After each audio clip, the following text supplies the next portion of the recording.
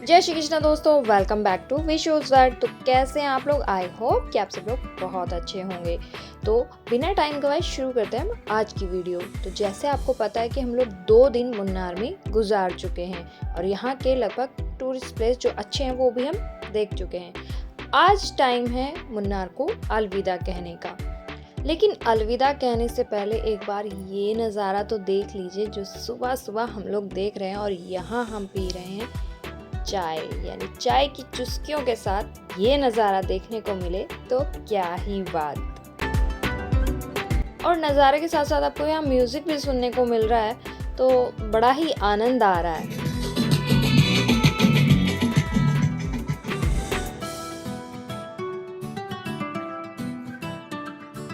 तो इन नज़ारों को अपनी आंखों में बसाकर अब हम बढ़ते हैं आगे बढ़ने पर रास्ते में हमें एक ये नदी टाइप दिखाई दी। पता नहीं वाटरफॉल बह के आ रहा है या नदी ही है, बट रास्ते में यहाँ पर हमें एक बहुत अच्छा व्यू मिला।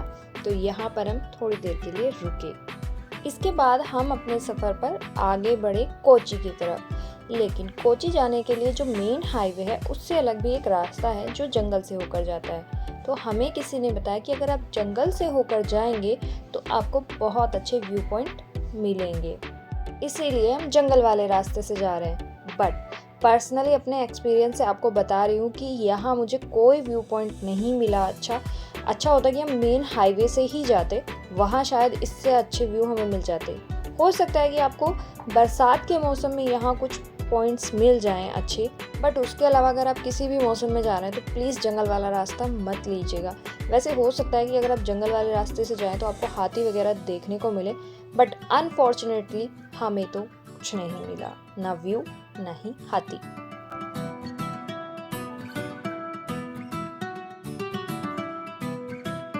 जंगल वाले रास्ते से बहुत कम लोग सफ़र करते हैं और रास्ते में हमें मिले भी बहुत ही कम लोग।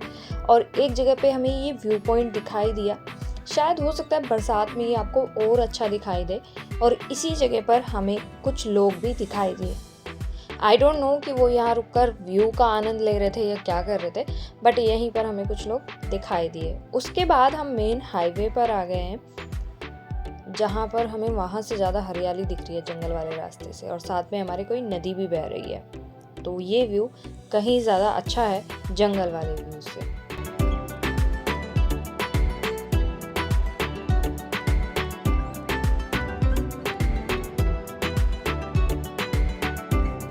इस जगह पर हमने चाय नाश्ता किया और यहाँ से ना आप चिप्स भी ले सकते हैं। जैसे कि आपको पता है केरल में बहुत तरीके की चिप्स मिलते हैं, खासकर केले के चिप्स। तो ये आप यहाँ पर छोटे मोटे चिप्स या घर के लिए कोई आइटम्स ले जा सकते हैं। और अब हम पहुँच चुके हैं कोची।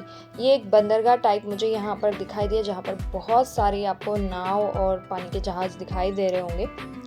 कोची में पहले एक ऐसा ब्रिज था जैसे कि आपने लंदन में देखा है, जब वहाँ पानी के जहाज जाते हैं तो ब्रिज खुल जाता है और पानी का जहाज निकल जाता है। इस तरह कोची का भी ये ब्रिज ऐसे खुलता था, बट 1989 में इसको नॉर्मल ब्रिज की तरह बना दिया गया क्योंकि वो थोड़ा डैमेज हो गया था। बट अब ये एक नॉर्मल ब्रिज है, तो अब ये खुलता और बंद नहीं होता है। कोची हम लोग पहुंच चुके हैं। चलिए अब कोची को थोड़ा सा एक्सप्लोर करते हैं। और सबसे पहले हम जा रहे हैं मट्टनचेरी पैलेस। सबसे पहले हम बात करेंगे यहाँ पर टिकट प्राइस की। तो टिकट प्राइस यहाँ पर 10 से 20 रुपए का है। और टाइमिंग की अगर बात करें तो सुबह 10 बजे से लेकर शाम के 5 बजे तक ये जगह खुली रहती है। लेकिन याद रखिएगा कि फ्राइडे को ये जगह बंद होती है। मट्टनचेरी पैलेस में आपको एक म्यूजियम भी देखने को मिलता है, जिसके लिए आपको अलग से कोई टिकट नहीं लेनी। जो टिकट आपने ली है उसी में आप ये म्यूजियम देख सकते हैं। और यहाँ पर आपको देखने को मिलेगा पुरानी टाइम की जो हमारी स्टैम्प थी, वो सब आप यहाँ पर देख सकते हैं कि कौन से टाइम पर कौन सी स्टैम्प है। इसके अलावा आप म्यूज़ियम में ही देख सकते हैं कि मट्टनचेरी पैलेस का इतिहास, हिस्ट्री क्या है, यहाँ पर कौन से ईयर में क्या क्या घटनाएं घटी हैं, वो सब आप यहाँ पर देख सकते हैं, पढ़ सकते हैं उसके बारे में यहाँ पर। इसके अलावा यहाँ पर कौन कौन से राजाओं ने राज्य किया है, वो सारी डिटेल्स भी आपको यहीं पर देखने को पढ़ने को मिल जाती हैं। आप जानते हैं मट्टनचेरी पैलेस को डच पैलेस भी कहते हैं।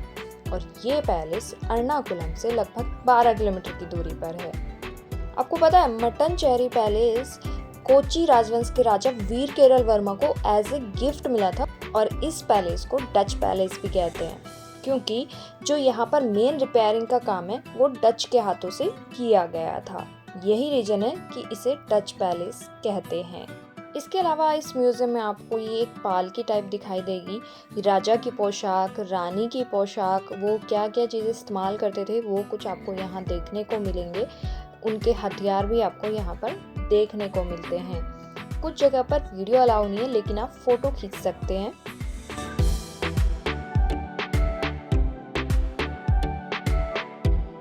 मट्टनचेरी पैलेस अपने लंबे और बड़े हॉल के लिए फेमस है जिसके बीच में आंगन है।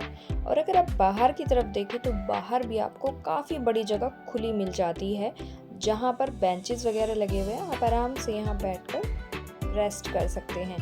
इसके बाद हम पहुँचे जियो टाउन। जियो टाउन मट्टनचेरी पैलेस से ज़्यादा दूरी पर नहीं है, आप वॉकिंग करके भी यहाँ पर पहुँच सकते हैं। भारत एक ऐसा देश है जहाँ पर कई धर्म और कई समुदाय के लोग रहते हैं।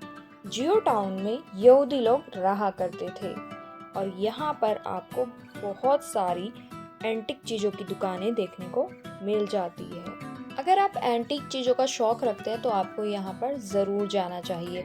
अगर आपको एंटीक चीज़ें देखना पसंद है, उन्हें ख़रीदना पसंद है तो आपके काम का यहाँ ज़रूर कुछ ना कुछ मिल जाएगा। इसके अलावा आपको यहाँ पर बहुत सारी परफ्यूम की शॉप मिल जाएंगी, ज्वेलरी की शॉप्स होंगी, कपड़े मिल जाएंगे, आपको कपड़े खरीद सकते हैं आप यहाँ से। यानी छोटे मोटे शॉपिंग का सामान तो आपको यहाँ पर काफ़ी कुछ मिल जाएगा।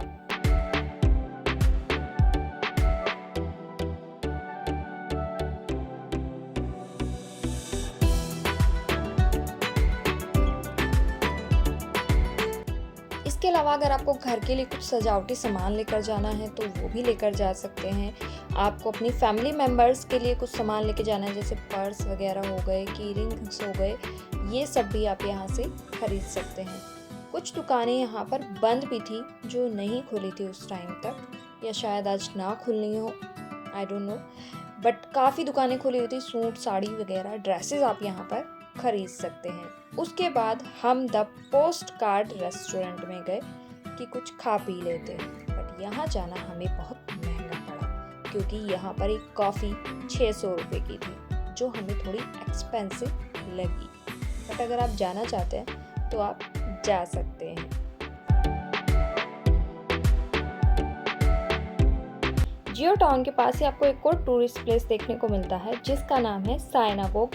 ये एक यहूदी मंदिर है और जिसमें एंट्री बिल्कुल फ्री है। आप सुबह 10 बजे से लेकर शाम के 5 बजे तक यहाँ पर जा सकते हैं। यहाँ पर एक म्यूजियम है जिसके लिए आपको टिकट लेनी होती है जो कि 10 या 20 रुपए की होती है।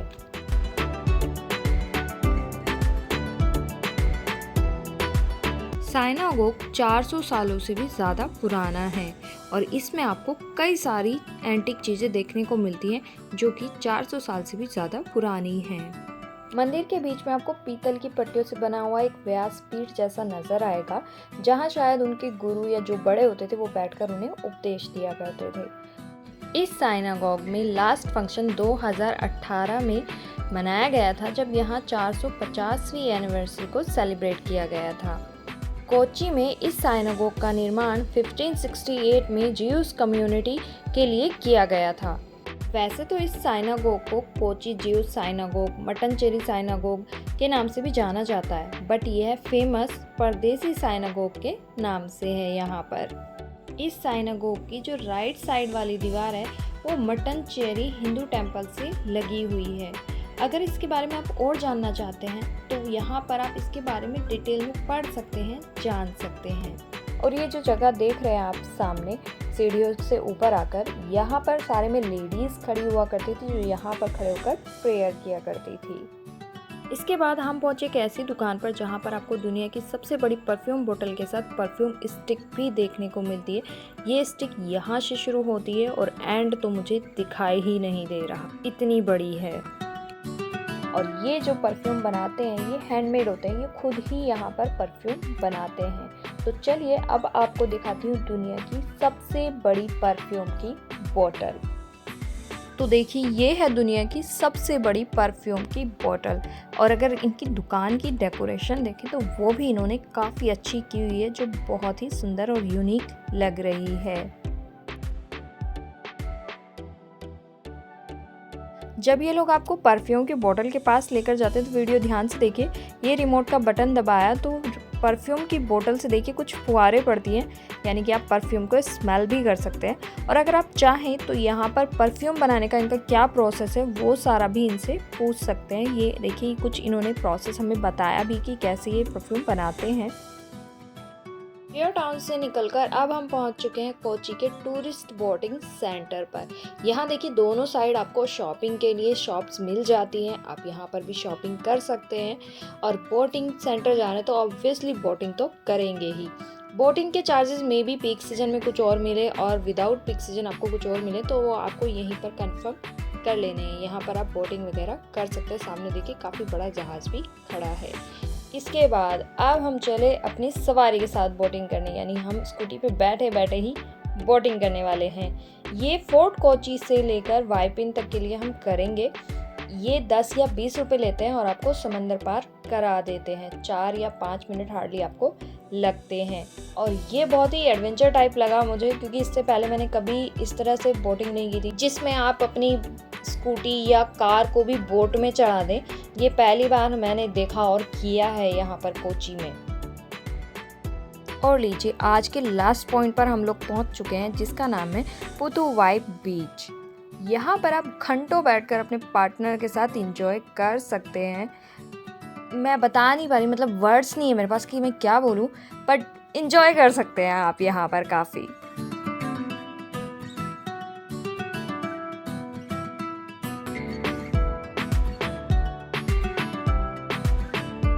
बीच पर आप एंजॉय तो करते ही हैं, यहाँ पर आप अपनी रील्स शूट कीजिए, आप अपने फ़ोटो खिंचवाइए, कोई नहीं रोकेगा।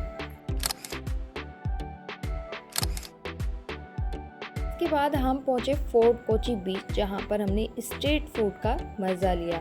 और दिन के साथ साथ इस वीडियो को भी यहीं विराम देते हैं। अगर वीडियो अच्छी लगी हो तो लाइक कमेंट शेयर ज़रूर कीजिएगा। मिलते हैं नेक्स्ट वीडियो में, तब तक के लिए राधे राधे, जय Shri Krishna. Thank you for watching.